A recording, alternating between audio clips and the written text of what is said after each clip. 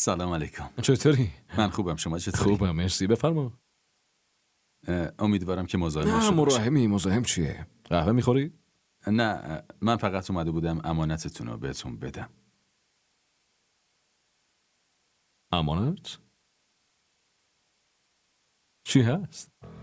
از طرف من و رومیه، هدیه عروسیتونه.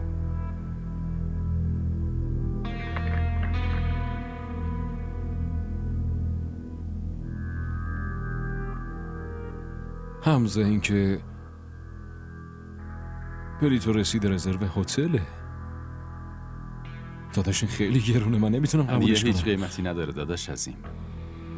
در ضمن من و رومی ماحصلمون رو برنامه‌ریزی کردیم، گفتیم شما رو هم با خودمون ببریم. این بهترین هدیه است.